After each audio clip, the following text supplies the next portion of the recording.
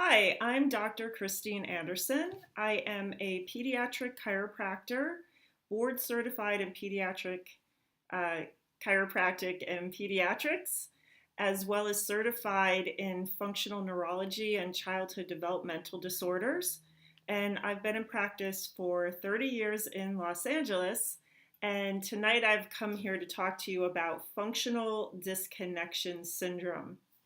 So, this is something you probably have not heard about, but this is what can be the major underlying cause of things such as neurobehavioral disorders like ADHD, autism, OCD, oppositional defiance disorder, as well as learning disorders such as dyslexia and also other sensory processing issues. So I hope that this is enlightening. If you have questions as I move along, you can always contact me, and I would be happy to help you out. So let's just go through a few statistics. In the US, the CDC, looking at ADHD, did a survey in 2016 and estimated that the number of children ever diagnosed with ADHD is 6.1 million children. And this is 9.4% of the population. And these are estimated numbers. I think that this might even be higher. The number of prescriptions of Ritalin, that's the commonly prescribed drug for ADHD, in 2018 was almost 17.5 million prescriptions. Children with ADHD often have other issues, such as behavioral issues, that's 53%, anxiety at 33%, depression at 17%, autism spectrum disorder at 14%, and Tourette syndrome at 1%. Then when we're looking at autism spectrum disorder, this affects an estimated 1 in 54 children. I even think it's probably higher, but if you look at the graph from the CDC, that prevalence of autism has increased 178% since the year 2000. That's incredible. And I do know when I first started out in practice in around 1990, I didn't really see that many kids with autism. Really not at all. And certainly when I was growing up, it was just not a thing. And this was back in the 70s and then the 80s. But now 1 in 54 children is being diagnosed with on the autism spectrum. And so this is a wide spectrum, meaning they could basically be able to function in the world, but they have some difficulties, maybe some with social or emotional, to not being able to care for themselves at all, or not being verbal. So something that is really more severe. So we have a wide spectrum there. But here's the thing, if we take this graph and we extrapolate, autism is projected to affect 1 out of 2 children. That's 50% by 2032. So this is really something that we have to look at, because if we can help this, then we're going to be able to help so many, not only children, but families, because this affects everybody. Especially when it gets to be 1 and 2, you're either going to have autism or you're going to be taking care of somebody with autism, right? And this gets costly. So the cost of caring for those with autism in 2015 was $268 billion. So this is something we really, if we can help it, we want to be able to. So in the US, the statistics for learning disorders are that 4th graders are the ones that are reading below a proficiency level in 2019 was 30 to 40%.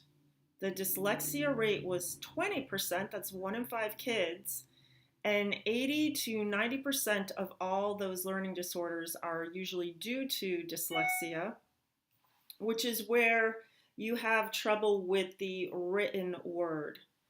Of those in special education, half of the kids have a learning disorder. That's why they are in special ed. So let's go right into brain development.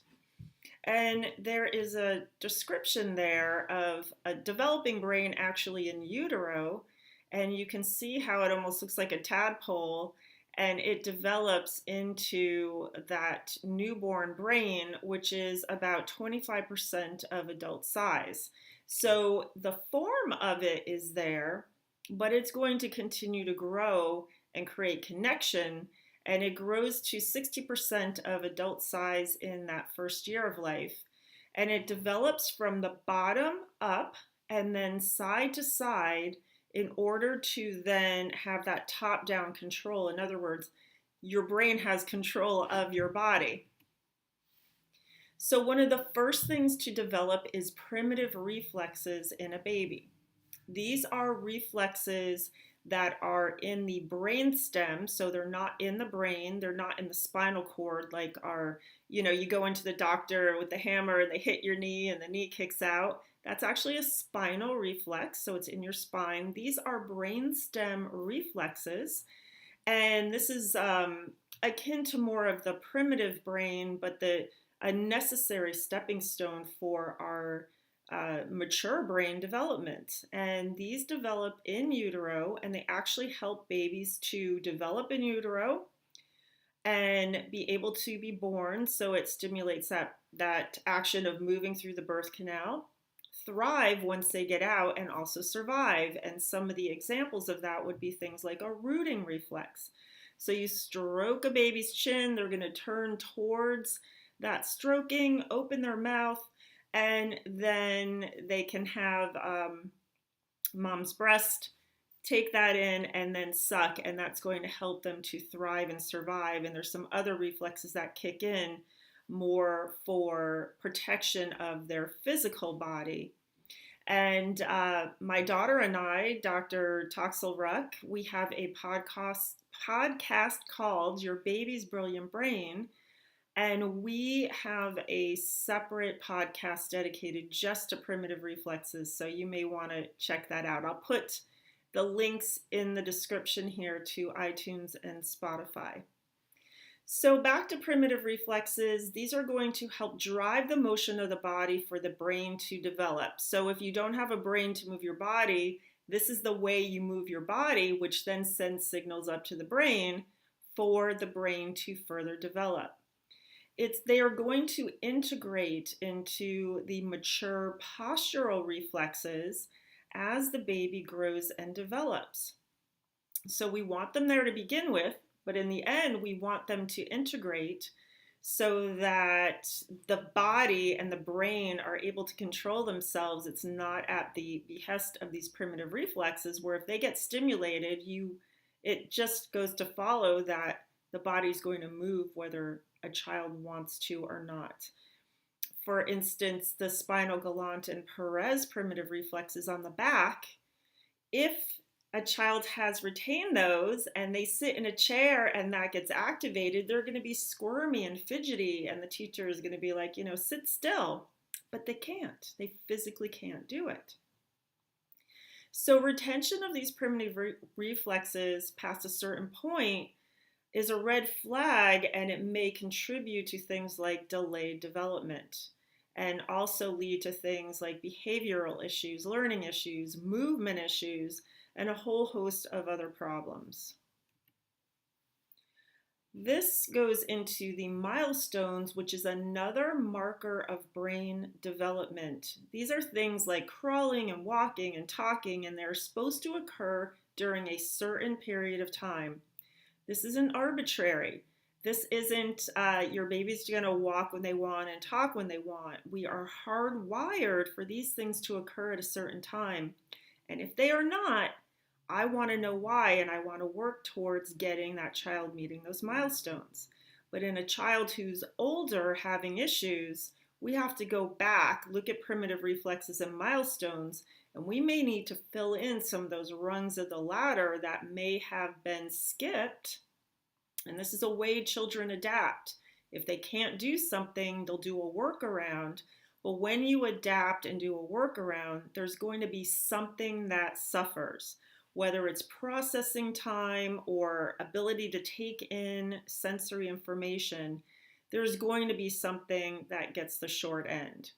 So for these milestones to develop, the child has to be exposed to the proper stimulus at the right time in order to create these developed neurologic pathways. So let's say, for instance, a child who is not crawling. Well, what if they're carried around all the time and they're not able to move their body and do the things they need to do to be able to get into the position of crawling? They're not going to get that stimulus, and then they're therefore not going to be able to learn how to crawl. So these are just a few examples of what I'm looking at when children come in, or if I'm taking a history and I'm asking what age did they do this, what age did they do that, so I can get a clear picture of either if they're meeting their milestones if they're younger, and that's ideal, or if they're older, if they met their milestones when they were growing up. Because here's the thing, between 7.5 and 8, we start solidifying our brain. And it's harder, it's not impossible, but it's so much harder to make these changes in much older children. So there's this crucial period of time, let's say before 10, where it's so much easier than if you wait, especially if a child gets older and they're in their teenage years and it's just everything conspiring against you. So the earlier the better. And this is why I focus so much on development, so people bring their babies in as these things are getting set up. All right, so next we talk about handedness, or a dominant side. And when a child first comes out of the womb, for the first couple of years, they should be using both hands. If they're not using both hands, maybe there's a weakness or a restriction going on, because neurologically, it should be both. Then about 2 years old, they should start having a preference for one side over the other. And we're going to talk about right and left side because when babies first come out, they're more right side dominant, working from the right side, and about 2 years old, the left side of the brain starts coming on, which is going to dictate the right side, and most people are right-handed since the left brain controls the right side and is focused more on fine motor control, which we need to do for writing and that type of thing. So I always check to see if a child has a laterality of one side, and if there's this crossed mixed dominance, then that's going to give me a clue that they may have trouble processing information as it's coming in because it's taking a longer pathway, and then there's going to be a lag or delay on that response. So let's talk a little bit more now about the right and left hemispheres. So children are born, a little bit more right hemisphere, then the left, then they go back to the right and then the left until about 10, and then they start developing more symmetrically. But each hemisphere is responsible for controlling different things. So there's specific functions, and this is really unique to humans because other species have 2 hemispheres, but they might be doing the same thing. But here's the rub. We have them doing 2 separate things, but they need to talk to each other. There needs to be communication. And when this is not happening, then there's going to be some asynchronous timing going on where one side doesn't know what the other side is doing. And what's going to happen is the stronger side is going to take over, and the weaker side is going to be left on its own. And this is where we start having those imbalances and where we might start seeing some symptoms that then the medical profession has put titles on. So in the right brain, we have the big picture. So think about a newborn baby that's being born and what they do and what their world is about.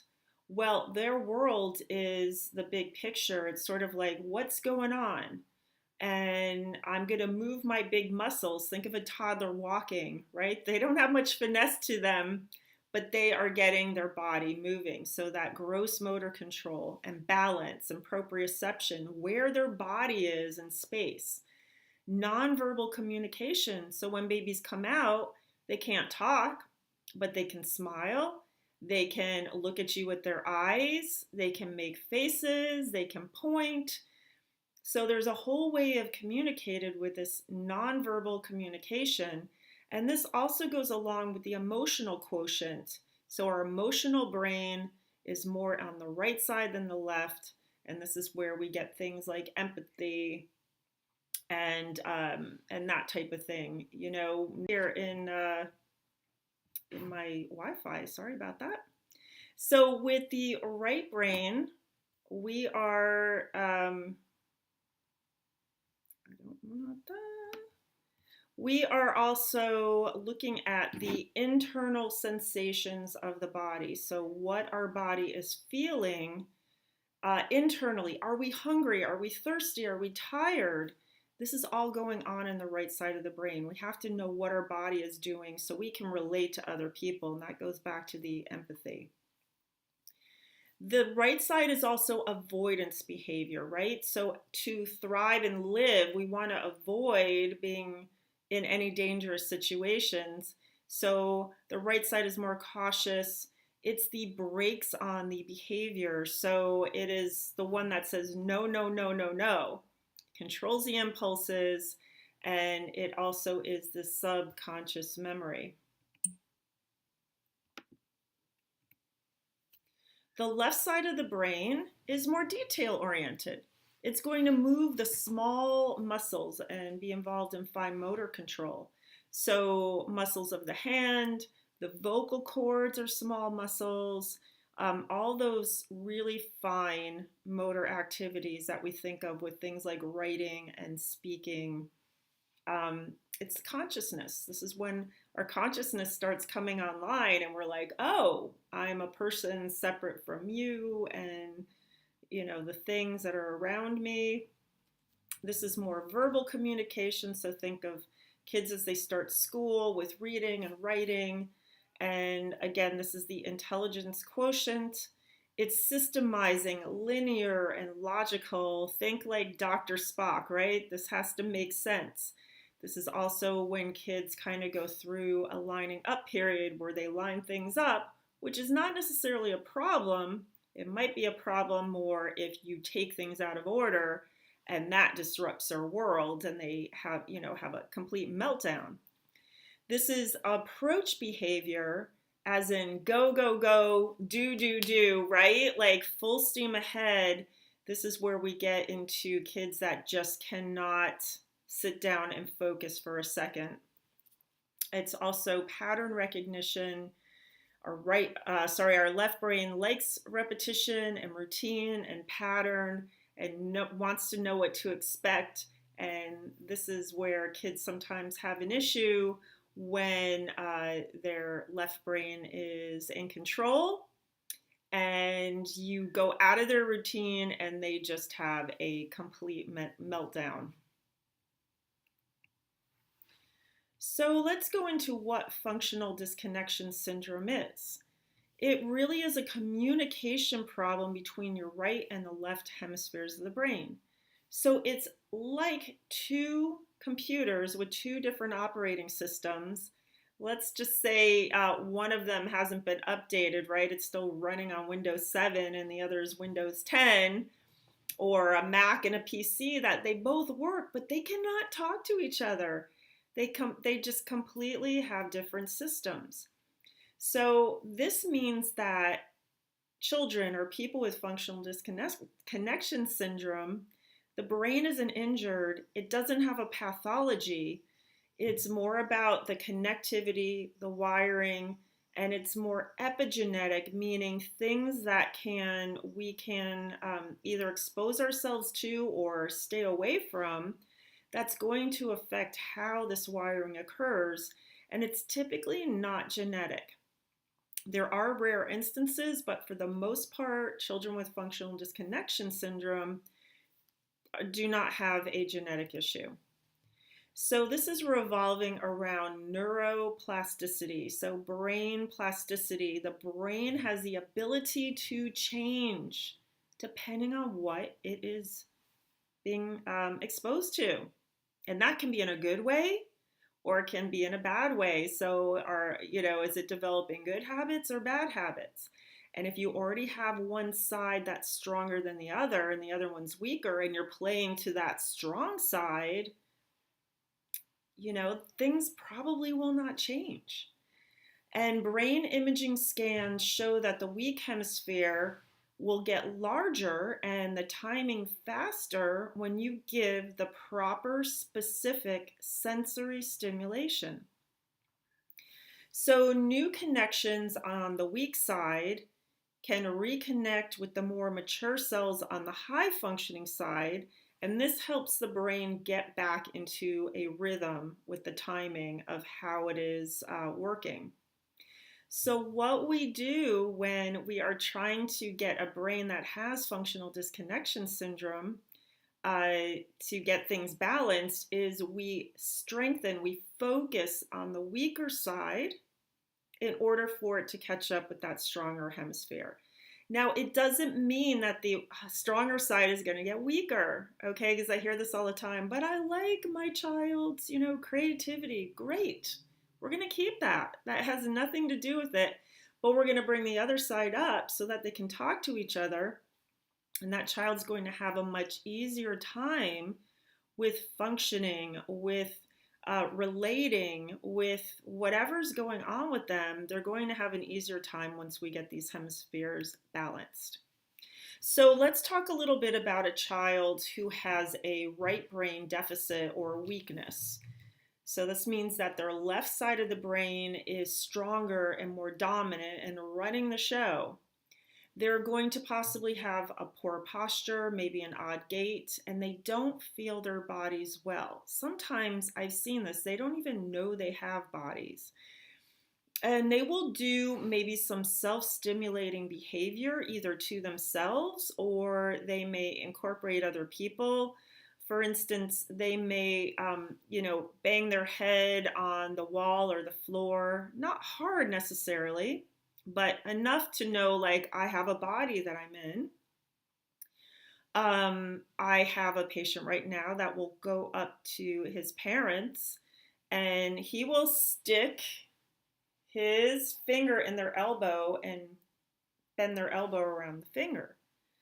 And this is a stimulating behavior. And so I have them doing some things to help him so that his brain gets the message that he has a body. They might have delayed or poor gross motor skills. They might trip and fall a lot. They might have a social skill problem, lack of being able to relate to others and their peers, or they may do inappropriate behavior that then turns their peers off. It's like, I don't know what that kid's doing, right? They might be a picky eater. They might not have an appetite. I've had instances of this too, and I've talked about it where, again, they can't feel their internal system. They don't know even if they're hungry or not. It's just like the whole internal processes are off.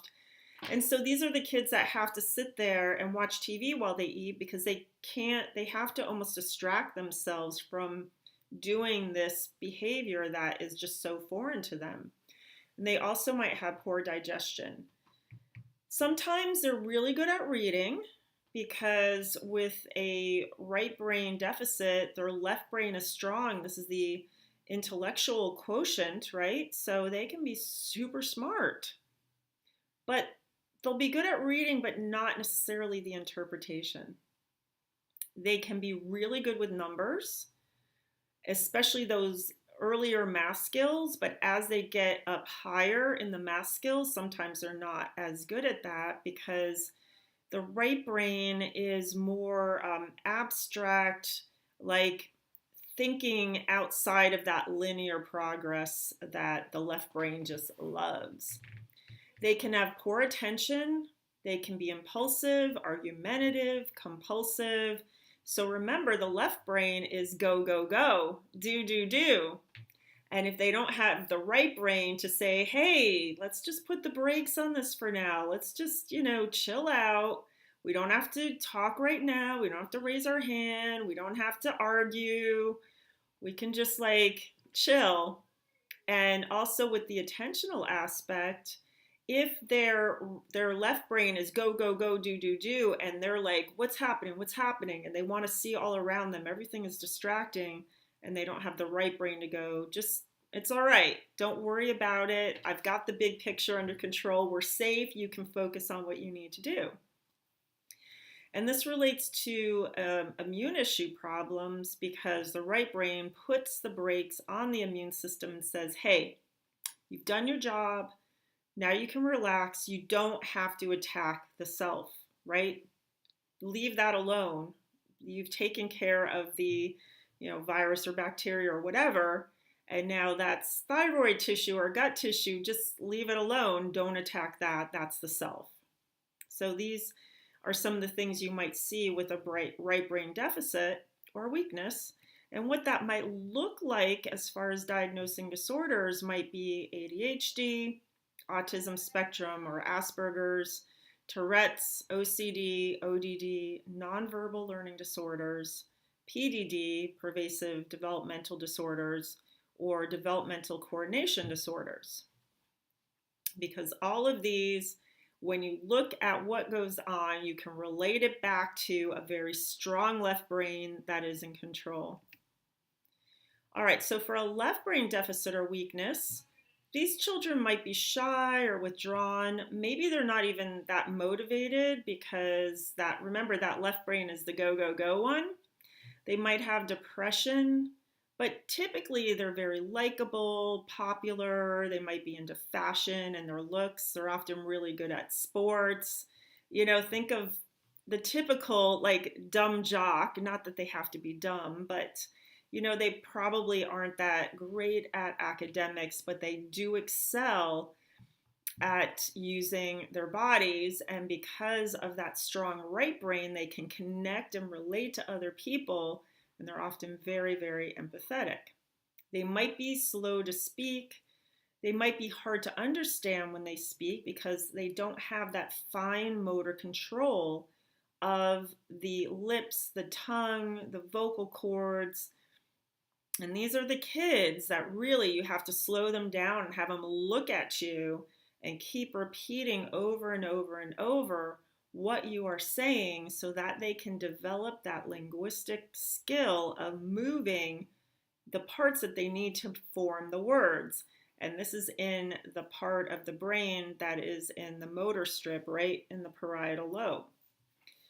Sometimes they have problems with reading, and this might be due to something like dyslexia and basic math skills.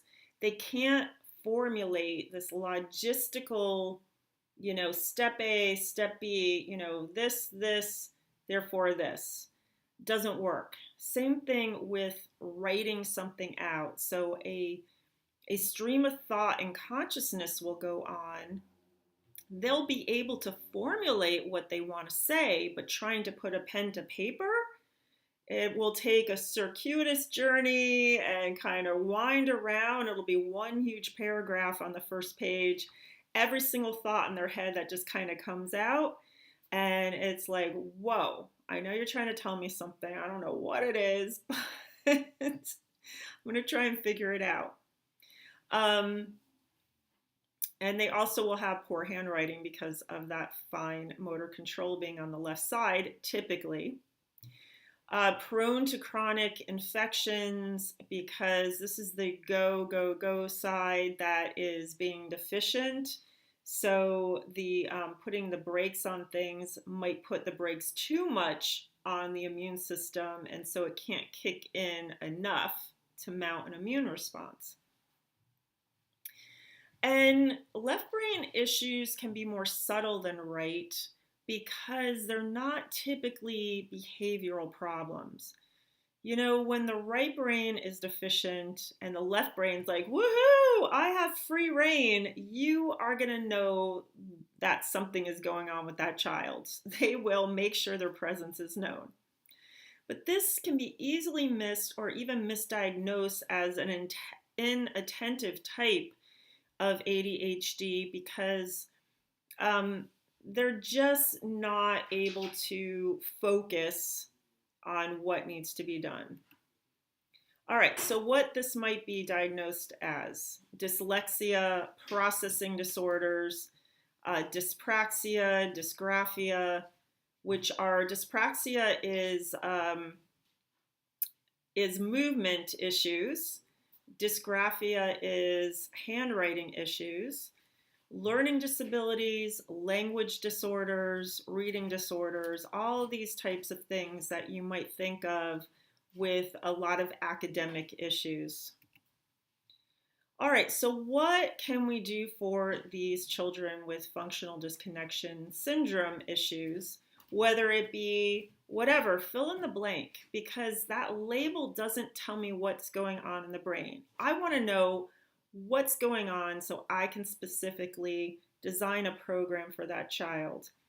So I do a complete history and exam, including functional neurology testing, because I need to know which hemisphere is it and where in the brain, where in the hemisphere, which part of the brain. Is it frontal? Is it temporal lobe? Is it parietal lobe? Is it occipital lobe? I need to know what's going on and which system, so then I can design a program which has specific exercises, including things like primitive reflex exercises and other sensory motor exercises, so that I can stimulate the parts of the brain in the hemisphere of the brain that is not up to par, that needs to really connect. There might be some dietary and nutritional considerations I work on. There might be some behavioral modifications. I might also do some bio and neurofeedback or use something called an interactive metronome, which helps with the timing of the brain. So I'm taking it on a case-by-case basis because everybody's going to be different. Every child that comes in, every person that comes in gets a specific plan set up for them. So there is a saying from Donald Hebb from 1949, the neurons that fire together wire together. And that's what this is about. This is connectivity. If you are not doing something intentionally to stimulate the brain to develop these connections, then it's not going to happen ever. So this gets to the cause of what's going on in the brain versus coming in from the outside and just dealing with symptoms. So I've written my my website on there, Los Angeles chiropractor.com. You can contact me through that, and I would be happy to help you set up a program for your child. And I can do this via remote now, right? We've got all these ways that I can assess and come up with a program to do, and possibly try to connect you with a chiropractor in your area that is versed in pediatric chiropractic at least, and maybe even in functional neurology. But the important thing is that you get everything working together. And I do adjust the children that I see in my office because there is a huge connection, a huge superhighway, especially between the upper cervical area and the brain, that stimulates it so intensely and really gets things kind of firing and going. So thank you so much for joining me. If you have any questions, please reach out to me. I love to help families grow up healthy. All right, bye.